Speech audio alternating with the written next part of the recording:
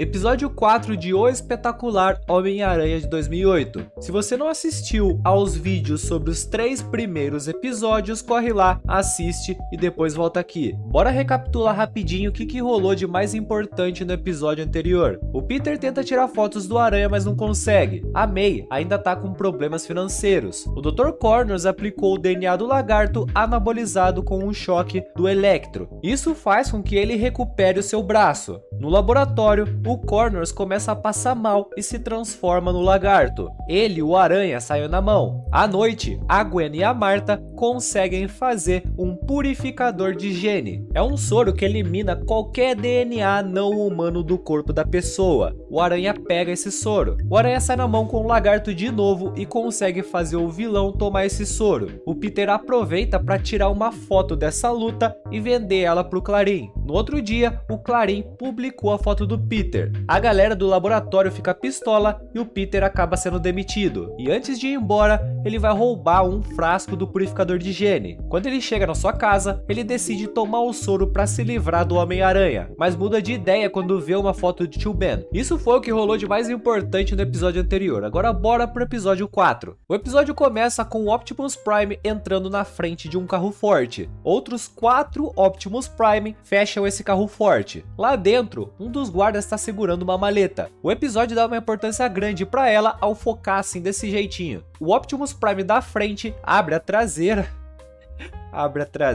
e o de trás empurra para dentro. O da frente abre a traseira e o de trás empurra para dentro. Olha essa frase, mano. Eles estão sequestrando esse carro forte. Lá dentro, o Optimus Prime vai soltar um peidão e os guardinhas desmaia. Vemos o Cabeça de Martelo com os capangas roubando aquela maleta dentro do carro forte. Um dos capangas é aquele executor do primeiro episódio que fugiu. Lembra aquele lá que ficou dentro daquele helicóptero? Então, é ele. O Cabeça de Martelo fala para ele vestir essa roupa que estava dentro da maleta. Eis então que temos o nosso vilão, o Shocker. Temos a introdução da série. Dessa vez o time não foi tão bom quanto o dos outros episódios, já que esse início aqui, na moral, é bem genérico. É um início bem rápido e objetivo mesmo, sem firula. Talvez esse episódio desenvolva bastante a trama. Se isso acontecer, é justificável esse início ser tão corrido. Vai ver, eles vão precisar de bastante tempo de tela, tá ligado? Se não, cara, é o pior início da série até aqui. Eu não tô falando que é ruim não, tá? É operante, funciona. É que dos outros episódios foi bem mais elaborado. Depois da introdução, estamos na casa do Peter no outro dia. O Peter tá capotado na cama, mas ele tá vestido de Miranha. A tia May vai entrar no quarto. Ele se esconde debaixo da coberta. Ela só queria chamar ele pro café da manhã. Mano, se a gente não soubesse que ele tá vestido de Homem-Aranha pra ter entrado assim debaixo da coberta no desespero, a gente ia imaginar que ele tava no 5x1. O Peter vai até a cozinha e encontra as contas atrasadas da tia May. A May volta e diz que tava na vizinha e menciona a Mary Jane pela primeira vez na série. Fala que ela é adorável, que o Peter tem que conhecer ela e convida ele lá pra dar um bizu. O Peter fica com vergonha e fala que ele tá saindo pra se encontrar com o Harry. Essa é a primeira menção a MJ. A gente já sabe do relacionamento entre esses dois personagens. O legal da série até aqui é que as tramas são inseridas aos poucos, tá ligado? Eu não sei se vocês ainda notaram. Por exemplo, aqui com a MJ, a série só vai mencionar ela, o que já introduz ela nesse universo. Mais pra frente, quando ela for ter o primeiro contato com o Peter, não vai ser estranho, muito pelo contrário, vai ser mais interessante do que se não fosse algo antecipado. A gente fica nessa ansiedade desse encontro, tá ligado? Aí quando rolar, vai prender ainda mais a nossa atenção. Foda, né? O Peter tá com o Ed no telefone, ele tá dizendo que anda muito ocupado. O Ed mostra que ele não esqueceu da mancada do Peter e cutuca dizendo se ele ainda tá vendendo fotos pro Clarim ao invés de ajudar os amigos. O Peter diz que deu mancada e o Ed responde dizendo que sabe e que isso uma hora vai passar. Ele só precisa de um tempinho para esquecer. Nisso vemos um humano num prédio observando o herói. Ele tá repassando a localização do Homem-Aranha para alguém. O Peter tá no elevador da casa do Harry. Logo que a porta se abre, temos o Norman Osborn. Parece que ele já sabia que o Peter tava lá e pergunta se ele foi ajudar o Harry. O Peter é modesto, dizendo que o Harry também ajuda ele. dele. Já o Norman mostra bastante presunção, dizendo que modéstia não faz parte de homens, entre aspas, como eles. O Peter diz que ainda tá evoluindo, e o Norman age como o Norman. Ele fala que pelo menos o Peter tá evoluindo, e olha pro filho, que tá ali do lado. O Harry vai sentir a indireta. Seu pai tá dizendo que ele não está progredindo. O Peter vai perceber isso também. O Peter e o Harry entram no quarto. O Peter vai no notebook ver seus e-mails e diz que recebeu um convite pro baile de outono. O Harry fala que eles até iriam se conseguissem um par. Peter fala que ele vai convidar a MJ. O Harry pergunta que porra é uma MJ e o Peter responde que é uma mina que a tia May comentou de manhã. O Harry comenta que pensa em convidar a Gwen, só que só de lembrar na Gwen, o Peter vai ficar bolado, dizendo que ela não tá falando com ele. Nisso, ele recebe um e-mail do Jameson, que pediu pra ele ir lá no Clarim pra receber a grana pelas fotos do Homem-Aranha contra o Lagarto. O Peter vai sair correndo, dizendo que volta em 1 ou 2 horas, e o Harry pergunta que merda ele vai fazer até lá, e o Peter responde que é só ele ler uns capítulos ali de um livro. Estamos no Clarim, vemos o Jameson sendo o Jameson, gritando com todo mundo. O Peter chega e vai se apresentar. O Jameson se lembra dele, dizendo que ele é o merdinha do primeiro episódio que fez ele perder tempo.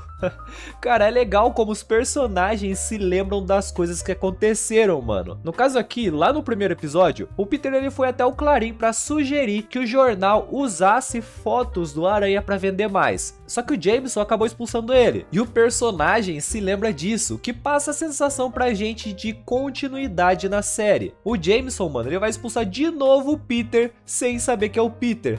Ou seja, ele lembrou do Peter como sendo o moleque que fez ele perder tempo. E aí, cara, olha que doideira. Ele vai perguntar onde é que tá o Peter, já que ele não sabe como é a aparência do moleque que vendeu as fotos pra ele.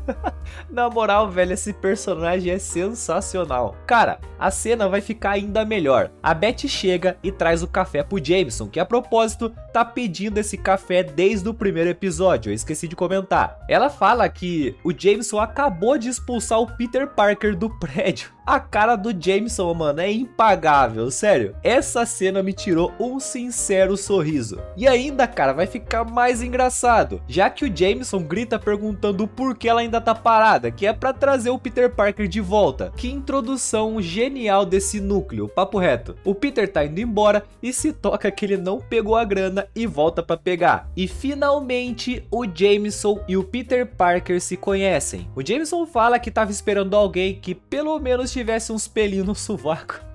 Ai, meu Deus, eu não vou aguentar esse cara não, mano. O Jameson quer mais fotos em no máximo 2 horas. O Peter tenta dizer que ele tá doido e o Jameson grita com o Peter Parker mandando ele trabalhar. A Beth fala que vai pegar o cheque do Peter. O Peter pergunta o porquê ela trabalha pra um maluco como o Jameson. E ela diz que no fundo o JJ é um cara legal. Aí o Peter faz uma piada e meio que tira um sorrisinho da Beth. Tirou um sorrisinho dela, hein? Ah, Peter Parker, ela tá tão na sua. 6 minutos ainda de episódio, cara, e olha quanta coisa já tivemos. Agora eu entendo porque o início foi tão genérico e corrido. Aconteceu muita coisa, desenvolveu bastante já a trama, cara. Essa cena no Clarim é sensacional. É noite e o Aranha está fazendo o Aranhazice. Aquele mano lá ainda tá vigiando o herói. E descobrimos pra quem ele tá passando a informação da localização do Homem-Aranha. É pro Flint Marko, que tá assaltando um lugar. Ele dá a ordem pro Marko agir.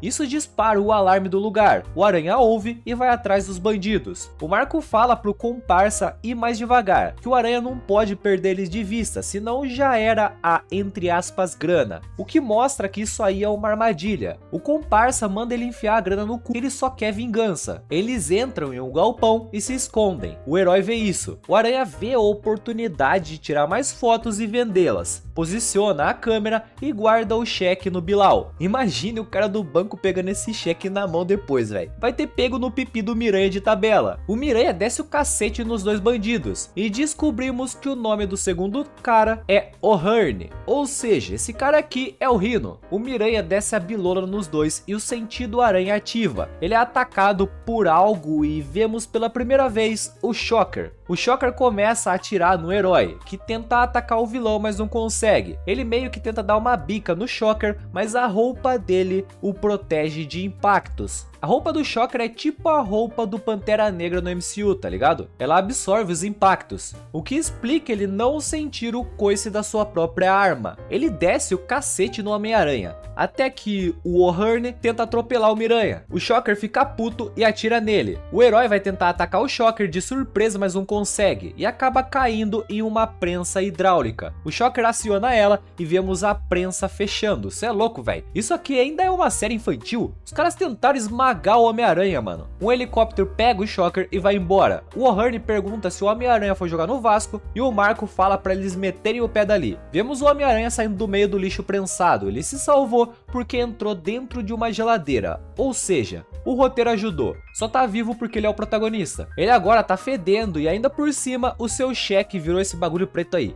Estamos no colégio Midtown. Eles estão na aula de educação física e o Peter tá pedindo desculpas pro Harry, que tá puto com ele por ter sido abandonado. O Harry tem uma prova no dia seguinte e fala que ele devia pedir ajuda pra Gwen. O Peter diz que não precisa, que essa noite ele vai ajudar. O Harry tenta subir na corda e, como é um nerdola pamonha, não aguenta com o peso do próprio corpo e cai. O Flash vai ver isso e tira sarro. O Peter manda o Flash tomar no cu e desafia ele pra uma corrida de corda. Quem atingir o topo primeiro come o cu do outro. O Flash sente o cheiro podre do Peter e desiste. A Gwen grita pro Peter jogar a bola. Ela tava jogando vôlei ali perto e a bola caiu e foi parar perto do protagonista, que vai pegar essa bola e jogar de volta. Só que a Gwen, mano, a Gwen não tem o sentido lá ele e toma uma bolada na nuca. Ai, que pecado, eu ri disso. O professor fica puto e expulsa o Peter da aula. A cena corta pro Clarim. O Peter pede um outro cheque pra Betty, já que deu merda com aquele outro. A Betty vai entregar um novo cheque pra ele e diz que ele precisa conhecer o editor-chefe do Clarim, Joe Robertson. Os dois são apresentados e o Rob pergunta se o moleque tirou mais alguma foto. O Peter entrega as fotos do dia anterior e pergunta se o Rob conhece o Randy, o negão lá da escola, porque o sobrenome do Randy também é o Robertson. O Rob fala que é filho dele, só que já volta pro assunto do serviço. Isso aqui é só a série dizendo pra gente que o Rob e o Randy são pai e filho. O Rob pergunta se o Peter tira foto com o rabo, porque a qualidade é uma bosta. O Peter fala que a câmera dele é mais zoada que a cara da mulher do Rob, por isso as fotos são tão ruins. O Rob diz que ele podia pegar o cheque que vai ganhar do Clarim e comprar uma câmera nova ao invés de gastar com puta. Nisso, o Jameson chega, pega as fotos e temos uma referência sensacional ao Jameson da trilogia do Sam Raimi.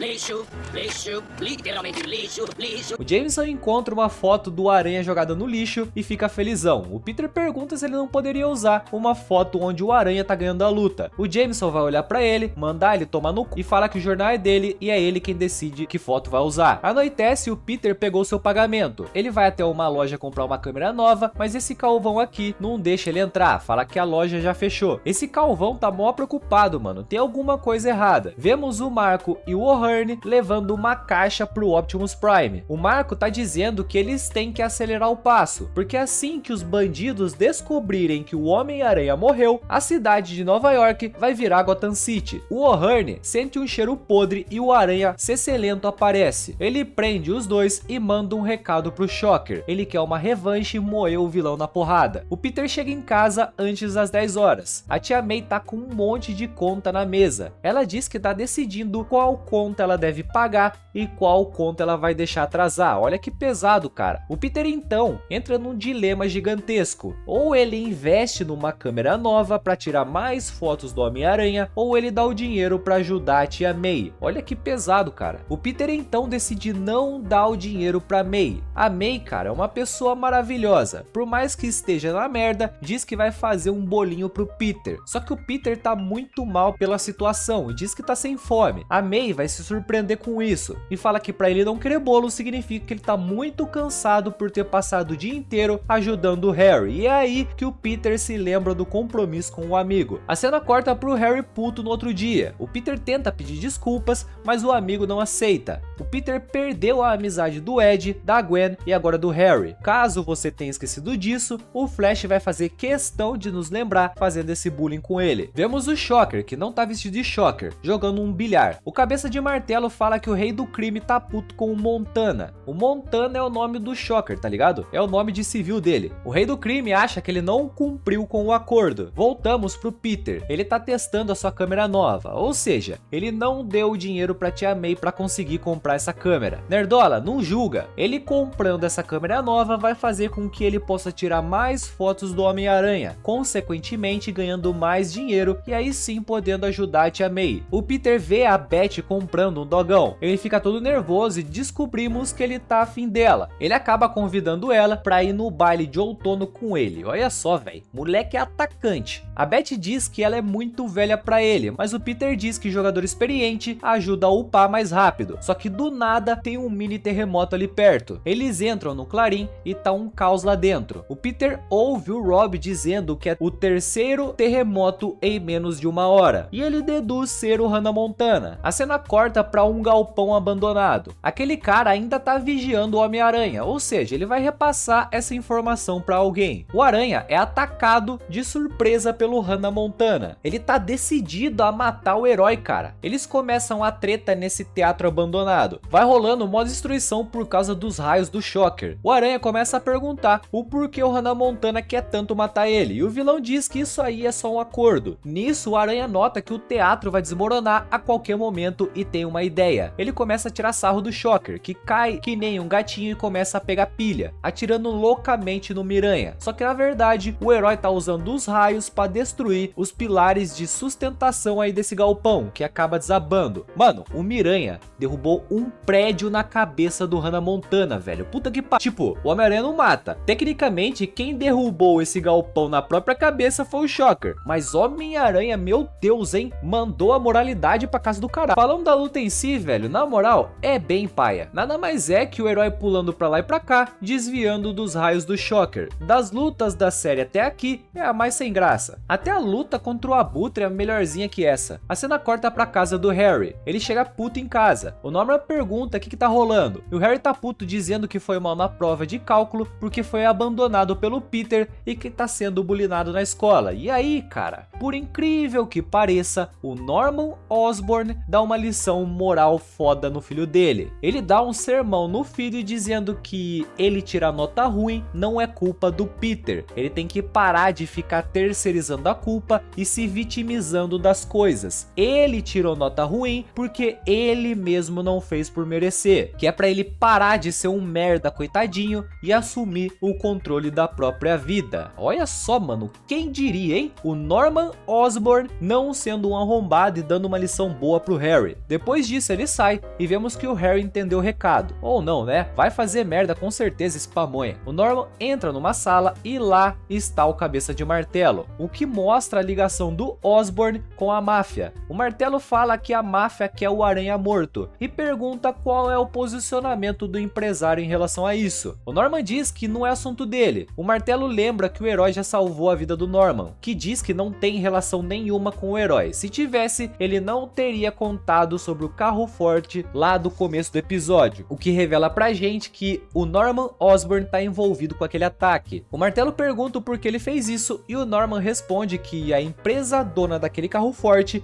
era concorrente dele na área de, entre aspas, super mercenários, que eles fora da jogada, todo mundo vai sair ganhando. Então o Martelo liga pro Rei do Crime. O Rei do Crime diz que enquanto o Aranha estiver lutando contra esses vilões genéricos, como o Velho da Van, o Cosplay de Lixeiro, o Largado e até o Hannah Montana, ele vai estar muito ocupado para atrapalhar os planos do Rei do Crime. O Rei do Crime diz que a máfia tem interesse em contratar o Norman para criar esses vilões genéricos. O Norman pergunta o que ele vai ganhar com isso. E o Rei do Crime diz que vai pegar dinheiro do BNDES para dar para ele e vai pegar um monte de cobaia humana para eles fazerem seus testes mais birutas. O Osborn vai se animar com isso. Vemos o Hannah Montana sendo preso na teia do Homem-Aranha. Bom, pelo menos ele tá inteiro, né? Um repórter do Clarim chega na cena do crime e encontra o bilhetinho do Homem-Aranha. Ele liga pro Rob e diz que precisa de um fotógrafo, só que o Peter ele já enviou as fotos pro Clarim, mas ainda com qualidade ruim. Porque as fotos ainda têm qualidade ruim, se o Peter comprou uma câmera nova. E aí a série corta pra casa do Peter. Ele ainda tá com a câmera velha, o que mostra que ele devolveu a câmera nova e pegou o dinheiro de volta. Ele dá o dinheiro pra tia May. A tia May pergunta de onde ele tirou toda essa grana e ele diz que são das fotos que ele vendeu pro Clarim, que agora ela pode pagar as contas. A May não aceita e diz que ele precisa de uma câmera nova. O Peter sabe disso, diz que essa era a intenção dele, mas que acima de tudo, um homem deve honrar as suas responsabilidades. E a tia May é uma responsabilidade do Peter também. Olha que cara gigante, velho. A May aceita a ajuda sob uma condição, que ele tire uma pequena parte do seu salário para comprar uma câmera nova, e o Peter aceita. E a série ainda acha tempo para fazer uma piadola sobre o cheiro do Peter e o episódio termina. Cara, como eu falei no começo desse vídeo, esse episódio tinha muito a pinta de que iria trabalhar bastante as subtramas da série. Parece que não ia focar tanto em lutas elaboradas, tá ligado? E basicamente é isso. O vilão Shocker é genérico demais, tão genérico quanto o Abutre. Ele só tá aqui pra ser o vilãozinho do episódio. Esse episódio aqui desenvolve muitos plots, tem muita coisa rolando. Temos a tia May com seus problemas financeiros, temos o relacionamento do Peter com o Harry, temos o Clarim, temos o relacionamento do Harry com o Norman, temos o envolvimento do Norman com a máfia e até o relacionamento do Peter com a Beth. Olha quanta coisa a série desenvolveu só nesse episódio, cara. Para os mais leigos, esse parece ser o pior episódio até agora, até porque o Shocker não é um vilão tão bem trabalhado. Na verdade, o Shocker só tá aqui pra cumprir tabela, mano, porque se ele nem tivesse nesse episódio, nem faria diferença. Papo reto, esse episódio nem precisaria ter tanto o Homem-Aranha, cara. Se o herói só parasse uns crimezinhos ali pro Peter conseguir tirar uma foto dele, seria a mesma coisa. Mas não pode, né? Tem que ter um vilão icônico pra cada episódio. Ou seja, o Shocker é um vilão genérico. Mas isso porque o episódio não precisa de um vilão bem desenvolvido. A história andou muito, cara. O Peter agora já trabalha pro Clarim. Ele perdeu as suas amizades. Ele consegue chegar em casa antes das 10 horas. E agora consegue ajudar a tia May a pagar as contas. Sem contar que coisas importantes foram introduzidas aqui de forma bem sutil, como a MJ. A MJ já chegou na série, só que não apareceu ainda. O Peter tá caçando uma mulher pra ir na festa de outono com ele. Isso vai ser bastante importante lá na frente. O Norman tá se envolvendo com a máfia. O Harry decidiu assumir o controle da própria vida. Olha quanta coisa. Não me venha dizer que esse episódio foi ruim, pelo amor de Deus. O quarto episódio de O Espetacular Homem-Aranha não é tão memorável quanto os dois anteriores, mas é um puta episódio importantíssimo. Ele é aquele episódio que não tem tanta emoção, mas é o que faz a trama andar. É um daqueles episódios que quem só curte ceninha de ação não vai curtir, mas pra quem tem uma visão mais apurada vai saber da sua importância. Um beijo no coração de todos e até a próxima.